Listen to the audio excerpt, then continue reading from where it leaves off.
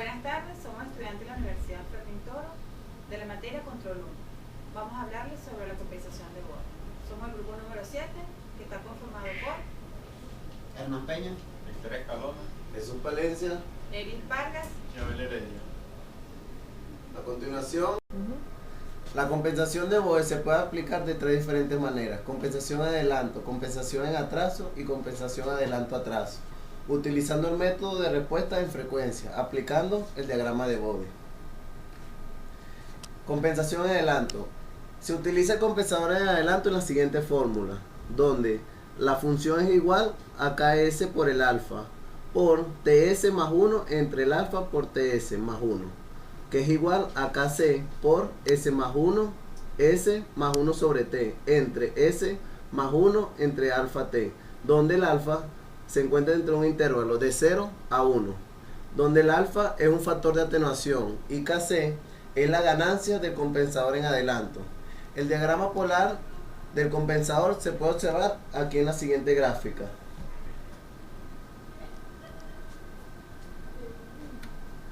El ángulo de fase máximo se observa por la recta tangente a la gráfica polar y que pasa por el origen. Este ángulo máximo dependerá del valor de alfa, aumentando si alfa disminuye. La relación de ángulo del alfa menos ángulo máximo es seno del ángulo es igual a 1 menos alfa entre 1 más alfa.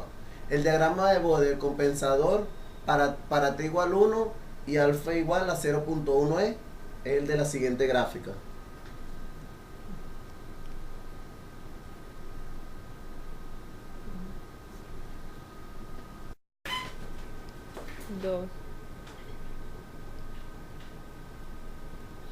De la gráfica de Bode se observa que el ángulo máximo del compensador ocurre en la frecuencia media entre el polo y 0, como vemos en la ecuación que se presenta a continuación. En la compensación en adelanto existen varias técnicas que se pueden aplicar. La 1 dice que supongamos que el compensador en adelanto, ¿verdad? Se aplica esta fórmula definiendo K igual a K sub C de alfa. El compensador y la plaza en lazo abierto quedan de la siguiente manera. Observamos a continuación. También se determina la ganancia K que satisfaga el requisito de constante estática de error propuesto. La segunda técnica es dibuja el diagrama de Bode, ¿verdad? Que es el sistema con la ganancia ajustada sin compensar. Determina el ángulo de fase que se necesita agregar al sistema. A ese valor agréguele de 5 grados a 12 grados más por el desplazamiento de la magnitud. Número 4.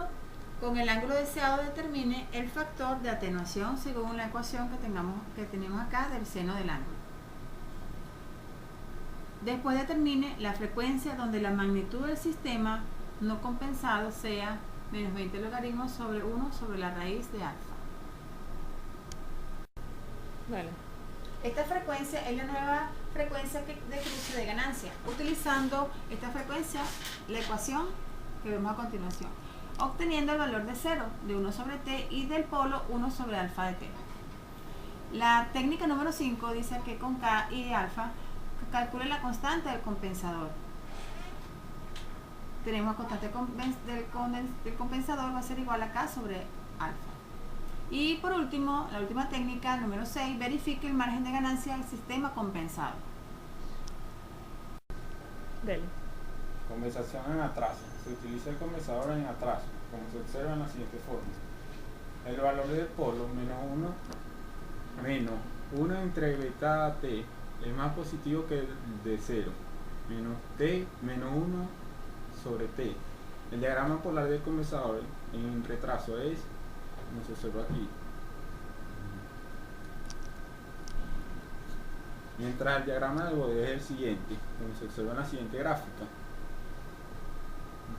Tanto el diagrama polar como el del Bode muestran el valor más negativo de fase entre la frecuencia de corte del polo y el del 0, mientras que la magnitud total disminuye en 20 decibeles, por lo que se busca una atenuación en alta frecuencia para aportar un margen de fase adecuado al sistema.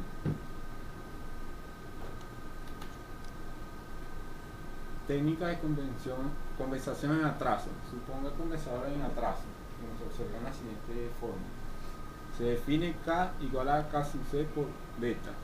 Y el sistema compensado es la ganancia, como se observa en la siguiente fórmula. Determine la ganancia K, que satisfaga el requisito constante de estática de error propuesto. Dibuja el diagrama de Bode del sistema sin compensar con la ganancia. Continuando, por favor.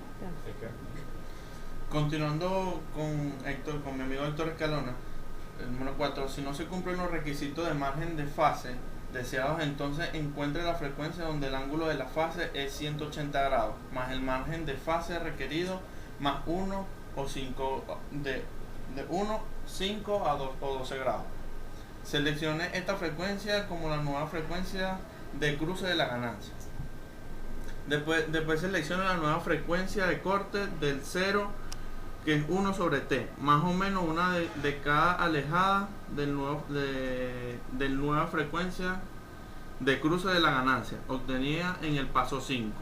Esto se hace para alejar de la frecuencia de cruce. Los efectos de atraso de la fase limitante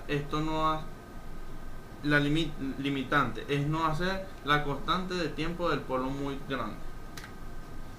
Determine la atenuación necesaria para llevar la curva de magnitud a 0 decibeles.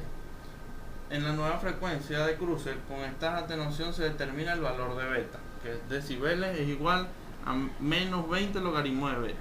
Con el valor de beta y el 0 se obtiene la frecuencia de corte de polo, que es 1 sobre beta por t.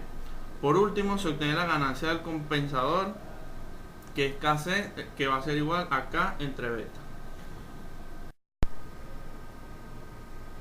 Compensador en atraso y adelanto. Como podemos ver en la siguiente fórmula, es así como se saca la ganancia.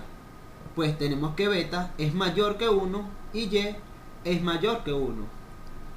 Como podemos observar, y nos dice la teoría, es común seleccionar beta sea igual a y. Como observamos en esta parte, beta es mayor que 1 y y es igual que 1.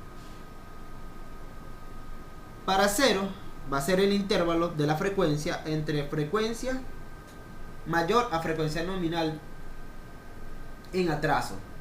Para la frecuencia nominal, en la frecuencia va a ser menor al infinito en compensación en adelanto.